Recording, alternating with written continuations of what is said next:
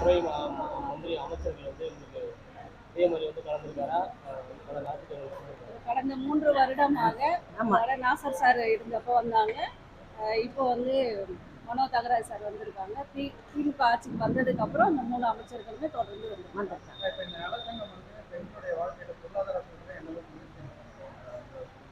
அதான் ரொம்ப வறுமையில் இருக்கக்கூடியவங்களுக்கு நாங்கள் பண உதவி செய்கிறோம். இந்த மாதிரி ஹோமில் இருக்கக்கூடிய கஷ்டப்படுறவங்களுக்கும் நாங்கள் உதவிகள் பண்ணுறோம். செக்காக கொடுக்குறோம், திங்ஸாக கொடுக்குறோம். 500 பேர் இருக்கோம் எங்கள். ஆமாம், எல்லாருக்குமே. ஹோம்ல இருந்து எவ்வளோ பேர் அந்த ஆர்ஃபனேஜ் அது வந்து எவ்வளோ பேர் வந்து கலந்துக்கிறாங்க இந்த விழாவில்? இன்னைக்கு ஒரு 60 பேர் வந்திருப்பாங்க. 4 ஹோம்லேருந்து கண் தெரியாத பிள்ளைங்களுடைய ஞான தர்ஷன் அவங்களுக்கு 10 மாதத்துக்கு பால் கார்டு கொடுத்துருக்கோம். அப்புறமா சால்வேஷன் ட்ரஸ்ட்டுங்கிறது அனாதை பிள்ளைங்க, சுனாமியில் அஃபெக்ட் ஆனவங்க அவங்களுக்கு. அப்புறம் விஸ்ராந்தி முதியோர் இல்லத்தில் 250 பாட்டிங்க இருக்காங்க, அவங்களுக்கு உதவி பண்ணோம். அப்புறம் மென்டலி ரிட்டையர்டு ஹோம் சமர்ப்பணான அவங்களுக்கு உதவி பண்ணோம். இந்த மாதிரி நாங்கள் வருஷா வருஷம் அந்த மாதிரி இல்லத்தில் வாழ்கின்ற அந்த உள்ளங்களுக்கும் செய்கிறோம். எங்கள் மகளிரையும் மோட்டிவேட் பண்ண பல போட்டிகள் வச்சு அவங்களுக்கும் பரிசுகள் தரோம். இதை தவிர நாங்கள் 2 மாதத்துக்கு ஒரு தடவை எங்களுடைய செயற்குழு கூட்டம் நடத்துவோம். 6 மாதத்துக்கு ஒரு தடவை எங்களுடைய பொதுக்குழு கூட்டம் நடத்துவோம்.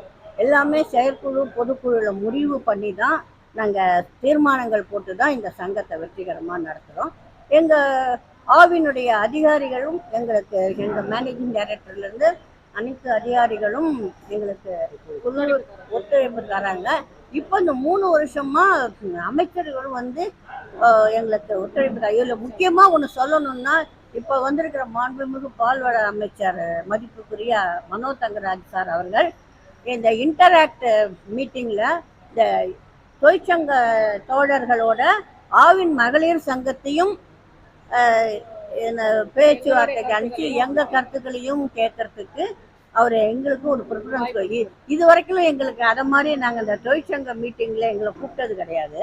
இப்போ தான் ஆவின் மகளிர் சங்கத்தையும் கூப்பிட்டாங்க. எங்கள் சங்கத்தில் சிறப்பு என்னென்னா, நாங்கள் தமிழக அரசில் சார் பதிவாளர் அலுவலகத்தில் பதிவு பண்ணியிருக்கோம். அதே எங்களுடைய வரவு செலவு கணக்குகளை ஆடிட்டர்ஸ் வச்சு ஆடிட்டிங் பண்ணுறோம். எங்களுக்கு வந்து ஐடி டொனேஷன் கொடுத்தா ஏடிஜி எக்ஸம்ஷன் வாங்குகிறோம். எங்கள் சங்கத்தின் பேர்லேயே பேன் கார்டு வச்சுருக்கோம். இவ்வளவும் யாருமே அப்படிலாம் பண்ண மாட்டாங்க. நாங்கள் இது எல்லாமே ப்ரொசீஜராக பண்ணுறோம்.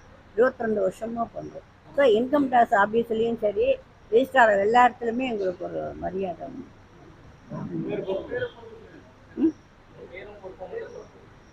என்னுடைய பேர் சிவகாம சுந்தரி. இந்த ஆவின் மகளிர் நல சங்க தலைவராக தொடர்ந்து 22 வருஷமாக இருக்கேன்.